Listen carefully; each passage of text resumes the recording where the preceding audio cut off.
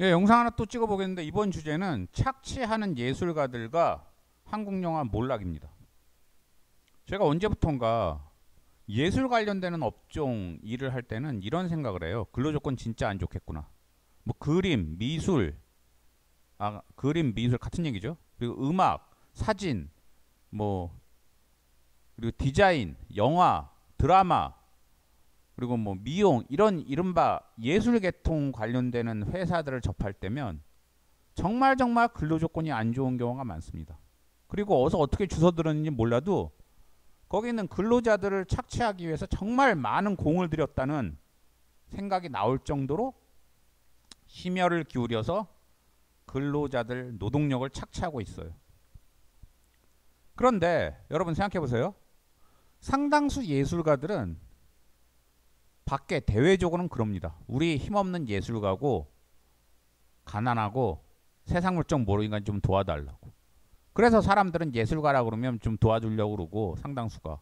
또 요즘은 이제 법적으로도 예술인 복지법 이런 거 만들고 또 고용보험에서도 예술인 지원될 수 있게 해주고 그래서 사회적으로도 도와주려고 그래요. 근데 내부적으로는 서로가 서로를 특히 힘있는 예술가가 힘없는 예술가를 핏빨아먹는 경우를 정말 정말 저는 많이 봤습니다. 요즘 한국 영화 보세요. 저는 안 봐요. 저는 안 본 지 꽤 되는데 가장 큰 이유가 뭐냐면 시나리오가 일단 부실해요. 속된 말로 개판이에요. 개연성도 없고 황당하고 그냥 창의적이지도 않고 제가 써도 그거보다는 잘 쓰겠다라는 생각이 들 정도로 영 아닌 시나리오가 많아요. 근데 왜 그럼 시나리오가 이렇게 안 좋나? 제가 영화하는 친구한테 물어봤어요. 그랬더니 시나리오 작가 대우가 안 좋잖아. 그 얘기부터 하더라고요. 시나리오 작가 대우가 워낙 안 좋으니까 우수 인재들이 시나리오를 안 쓰고 그러니까 당연히 시나리오 질이 낮아지고 그러니까 거기에 기반한 영화도 아무리 유명 배우가 나오고 유명 감독이 감독을 해도 안 좋은 거예요. 외국 같은 경우는요. 미국 헐리우드는 이미 100년 전에 시나리오 조합, 시나리오 작가 조합이란 게 생겨서 그 사람들이 서로 연대하고 서로 힘을 모아서 주기적으로 파업도 하면서 근로 조건을 계속 향상시켜 왔어요. 그러니까 우수 인재들이 계속 거기로 가고 투입이 되고 그러니까 우수한 시나리오가 나오고 그러니까 헐리우드가 계속 이렇게 흘러오는 거예요. 지금까지. 2023년도에 제가 알기로는 가장 최근에 그 미국 시나리오 조합이 파업을 했는데 그때 인상적이었던 것 중에 하나가 미국 배우 노조도 연대 파업을 했어요. 같이 지원해 준다고. 근데 그때 미국 배우 노조가 주장한 것들 중 하나가 무명 배우들 있잖아요. 유명 배우 말고 무명 배우. 힘없는 무명 배우들이 건강보험료랑 국민연금 같은 것도 잘 못 내니까 영화사에서 그것 좀 이제 해결해 달라 이런 주장을 폈는데 그때 인상적이었던 게 로버트 드니로, 엠마 톰슨, 뭐 조지 클루니 이런 유명한 배우들이 같은 후배 배우들 도와주겠다고 본인들이 그 돈을 내겠다고 하는 걸 제가 봤어요. 우리나라 배우들 엄청나게 개런티 높죠. 근데 그 사람들이 무명 배우나 아니면 영화계에서 돈 못 버는 시나리오 작가나 스탭들 위해서 그렇게 돈 많이 쓰는 거 돈 쓰자고 돈 쓰면서 서로 도와줍시다 이런 얘기 하는 거 본 적 있으세요? 저는 솔직히 잘 거의 못 봤어요. 거의 못 봤어요. 그리고 오히려 힘 있는 예술가들이 아까 말한 대로 후배 예술가들 등쳐먹는 건 아주 많이 봤어요. 그러다 보니까 한국 영화 정말 보기가 싫어요. 그렇게 유명 배우들이 후배 배우들 이런 사람들 도와주지는 않고 결국은 본인 잘 먹고 잘 살겠다고 돈 모은 다음에 그걸로 부동산 사서 그 수백억짜리 부동산 됐다 뭐 이거 자랑하는 기사 나오는 거 보고 있으면 그냥 한국 영화 자체가 싫어요 저는. 그런데 한국 영화가 지금 몰락했잖아요. 완전히 시나리오가 완전히 부실해지니까 이런 분위기는 제가 보기에 다른 한국에서의 다른 예술 관련된 분야에도 동일하게 이제 앞으로 발생할 거예요. 서로가 서로를 뜯어먹는 게 영화뿐만 아니라 그림, 미술, 시장, 그림, 뭐 음악, 사진 모든 계통에서 동일하게 발생하고 있기 때문에 결국은 그거 해봐야 어차피 그쪽으로 가봐야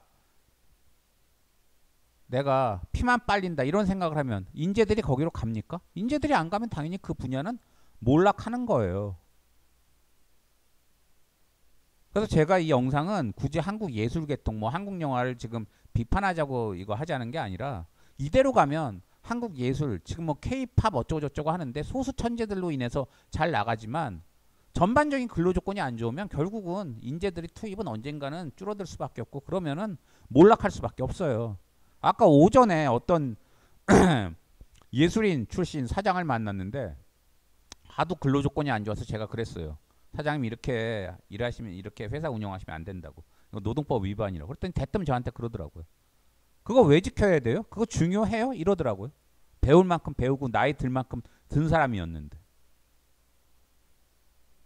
예술인이 아닌 그냥 일반인 그러니까 뭐 법조인이나 금융인이 그러면 그냥 그러려니 해요. 왜냐하면 우리 한민족은 노동 착취하는 게 아예 뼈에 골수에 밴 민족이에요. 이 얘기하면 또 한민족 욕했다고 뭐라고 할 사람들이 있을 텐데 같은 민족을 노예로 삼아서 노비로 삼아서 나라를 유지했던 국가는 거의 없어요. 우리 조선시대 노비 누구였어요? 같은 한민족이었어요. 한민족이 한민족을 노예로 삼은 거예요. 근데 이런 경우 여러분 딴 나라에서 본 적 있으세요?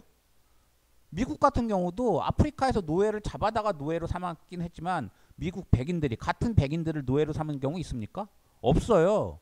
그러니까 한민족은 어차피 노동 착취하고 근로자를 노예랑 동일시해서 완전히 인간 이하로 취급하는 게 우리 민족은 뼈에 골수에 뱄어요. 그러니까 우리나라에서는 노동법이 아직도 아무리 노력을 해도 실효성이 없는 거예요. 그래서 노동법 안 지키는 사람들이 많고. 근데 예술은 좀 달라야 되잖아요. 다른 업종이랑.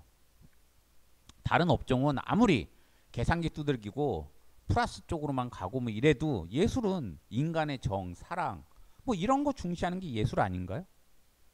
그러면 일반적인 다른 업종이랑은 달라야죠. 근데 어떻게 된 게 예술가들이 더 다른 업종보다도 더 동료들, 후배들을 착취를 해요. 그리고 아까 얘기한 대로 서로 뭐 도와서 서로 연대해서 그 업을 같이 키워볼 생각은 전혀 안 하고 그러니까 우리나라 유명 배우들 다시 말하지만 유명 배우들, 유명 감독들은 돈 잘 벌어도 대다수 영화계에 있는 사람들은 가난하잖아요.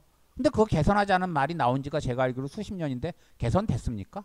거기에 실질적으로 힘을 보태려고 아까 그 얘기한 대로 로버트 드니로나 엠마 톰스처럼 자기 돈, 큰 돈 펑펑 내놓는 배우나 뭐 감독들 봤습니까? 없어요. 그래서 제가 이 영상은 이런 식으로 계속 우리나라가 흘러가면은요.